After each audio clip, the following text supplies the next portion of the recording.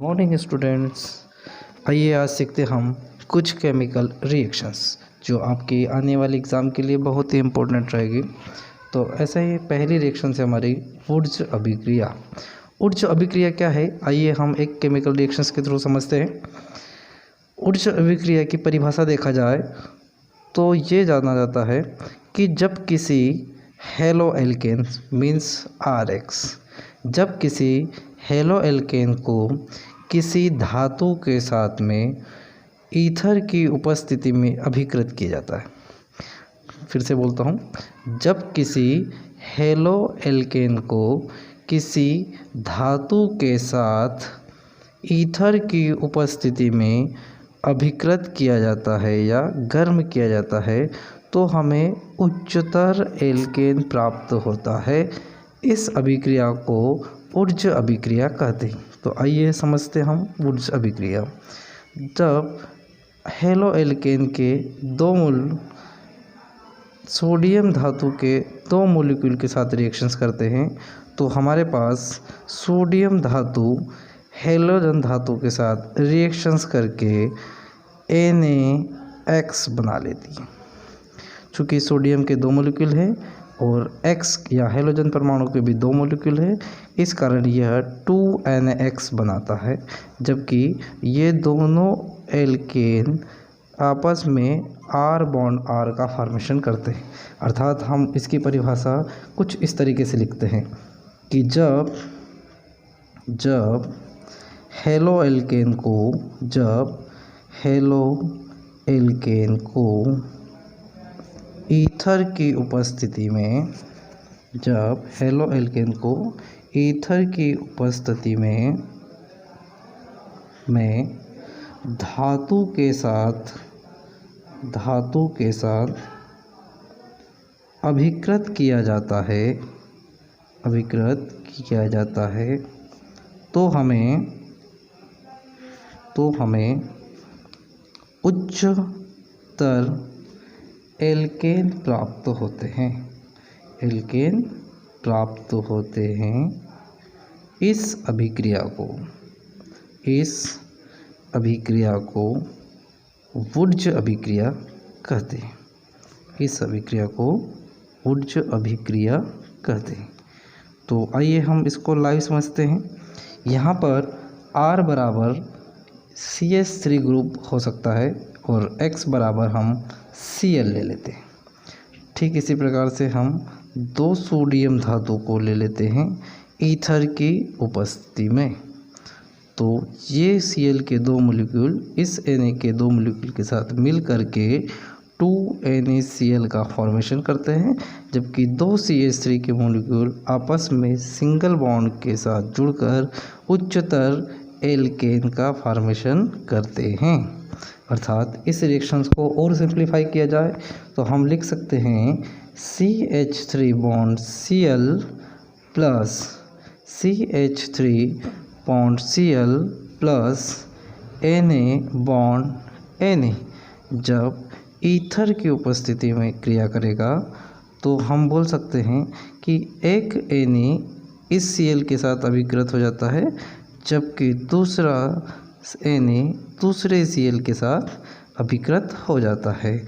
इस तरीके से हम बोल सकते हैं 2NaCl का फॉर्मेशन होता है, जबकि एक CH3 हमारे दूसरे CH3 के साथ फॉर्म हो करके CH3 बॉन्ड CH3 का फॉर्मेशन कर लेता है।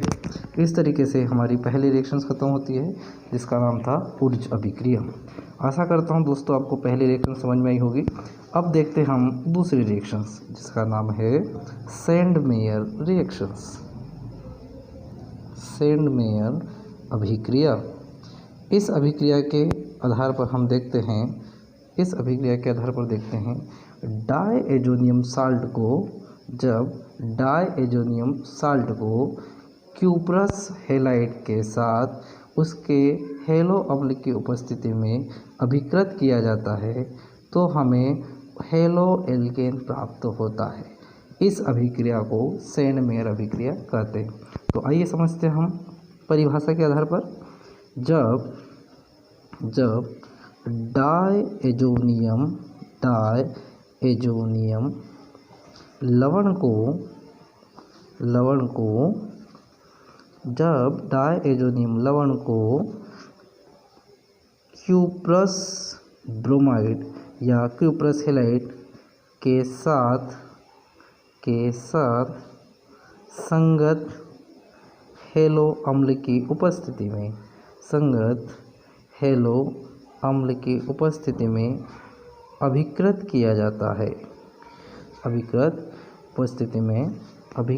जाता है तो हमें हेलो एरिन प्राप्त होता है। अभिकृत किया जाता है तो हमें हेलो एरिन प्राप्त होता है। इस अभिक्रिया को सेंडमेयर अभिक्रिया कहते हैं। तो आइए समझते हैं हम रिएक्शंस के साथ में। तो डायएजोनियम साल्ट मतलब जिस कंपाउंड में N डबल बॉन्ड N पाया जाता है वह कंपाउंड एजो कंपाउंड कहलाया जाता है। ठीक इसी तरीके से इसमें यदि कोई हेलोजन परमाणु जुड़ जाता है तो उसे हम डायएजोनियम साल्ट या डायएजोनियम लवण कहते हैं। तो दोस्तों ये हमारा डायएजोनियम साल्ट का सूत्र हो गया है। ये रिएक्शंस करता है क्यूप्रस ब्रोमाइड या क्यूप्रस हैलाइड के साथ में हमारे हेलो अम्ल या HBr की उपस्थिति में। तो आइए देखते हम। तो हमारा C6H5 मीन्स एरिन परमाणु या एरिन समूह हेलोजन समूह के साथ में अभिकृत हो जाता है। मीन्स हम कह सकते हैं कि C6H5Br बना लेता है।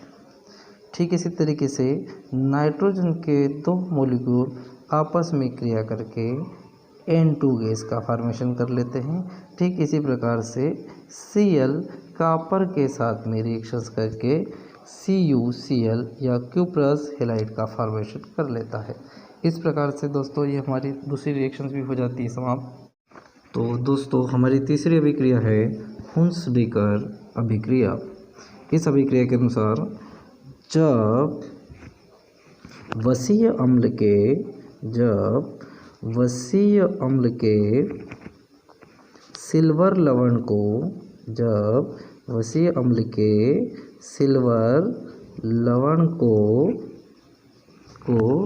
कार्बन टेट्राक्लोराइड की उपस्थिति में क्लोरीन या ब्रोमीन के साथ अभिकृत करने पर हमें हेलो एल्केन प्राप्त होता है। इस अभिक्रिया को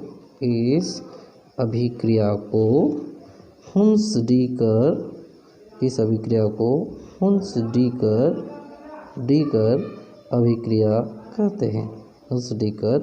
अभिक्रिया कहते हैं।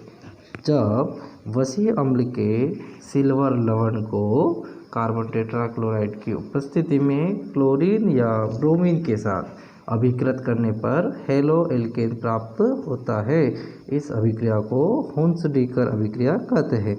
तो देखते हम वसीय लवण तो RC bond OOAg plus Br2 reactions करता है कार्बन टेट्राक्लोराइड की उपस्थिति में। तो हमारा कार्बन ये एल्किल समूह इस ब्रोमीन समूह के साथ रिएक्शंस करके RBr का फॉर्मेशन करता है। ठीक इसी तरीके से हमारा Ag बाकी बचे हुए Br के साथ रिएक्शंस करके AgBr का फॉर्मेशन करता है तथा बचा हुआ कार्बन दोनों ऑक्सीजन के साथ रिएक्शंस करके कार्बन डाइऑक्साइड का फॉर्मेशन करता है। इसे अच्छे से देखते हैं तो हम R के स्थान पर C2H5 रखते हैं। C double bond O single bond O Ag reactions करता है हमारा Br बॉन्ड Br के साथ में कार्बन टेट्राक्लोराइड की उपस्थिति में। तो ये Ag रिएक्शंस करता है इस Br के साथ में, और ये हमारा एल्केन समूह रिएक्शंस करता है Br के साथ, जो कि C2H5Br या हेलो एल्केन का फॉर्मेशन करता है। दूसरा AgBr का फॉर्मेशन होता है, एंड थर्ड पर कार्बन डाइऑक्साइड गैस रिलीज होती। सिमिलरली हम यही रिएक्शंस क्लोरीन परमाणु के साथ भी फॉलो कर सकते हैं। तो आइए देखते हैं हम क्लोरीन के साथ में। तो C2H5 single bond C double bond O single bond C Ag single bond O Ag plus Cl bond Cl, ये कार्बन टेट्राक्लोराइड की उपस्थिति में रिएक्शंस करता है। तो हमारा C2H5 रिएक्शंस कर जाता है Cl के साथ, जो कि C2H5Cl बनाता है, मीन्स हम कह सकते हैं हेलो एल्केन बनाता है। ठीक इसी तरीके से हमारा AgCl का फॉर्मेशन होता है, AgCl का फॉर्मेशन होता है, प्लस बचा हुआ कार्बन दोनों ऑक्सीजन के साथ रिएक्शंस करके कार्बन डाइऑक्साइड गैस का फॉर्मेशन करता है। तो हम कह सकते हैं कि जब बसी अम्ल के सिल्वर लवण को कार्बन टेट्राक्लोराइड की उपस्थिति में क्लोरीन या ब्रोमीन के साथ अभिकृत करते हैं तो हमें हेलो एल्केन प्राप्त होता है। इस अभिक्रिया को हुंस-डीकर अभिक्रिया कहते हैं। तो हमारी चौथी रिएक्शंस देखते हैं, Friedel-Crafts reactions. Friedel-Crafts reactions exam की दृष्टि से बहुत ही इम्पोर्टेंट रिएक्शंस होती है। तो आइए इस रिएक्शंस को समझते हैं। इस रिएक्शंस के आधार पर हम कहते हैं कि जब फिनॉल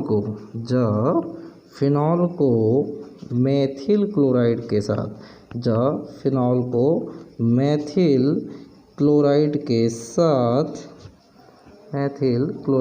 साथ निर्जल AlCl3 की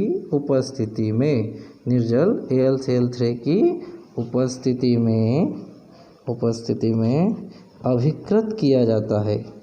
अभिकृत किया जाता है तो हमें आर्थो व पैरा क्रिसॉल प्राप्त होता है। तो आइए है डेमो की तरह समझते हैं। ये हमारा फिनॉल जब बेंजीन रिंग के साथ में OH ग्रुप अटैच होता है तो हमारा फिनॉल हो जाता है। जब फिनॉल के साथ में हम मेथिल क्लोराइड की रिएक्शंस निर्जल AlCl3 की उपस्थिति में करते हैं, तो यह CH3 परमाणु इस बेंजीन रिंग की ऑर्थो पोजीशन पर अटैक करता है।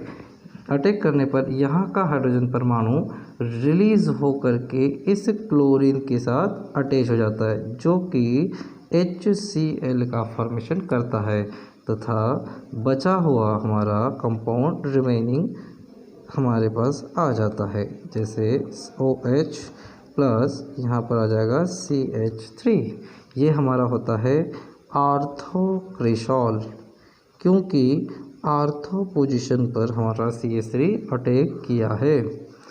यदि हमारे पास यही CH3 पैरा पोजीशन पर अटैक करता तो हमें पैरा क्रिसॉल प्राप्त होता, जिसका स्ट्रक्चर कुछ इस तरीके से होता है। इसे हम पैरा क्रिसॉल कहते हैं। तो दोस्तों इस तरीके से हमारे पास चारों रिएक्शंस कंप्लीट होती है। धन्यवाद।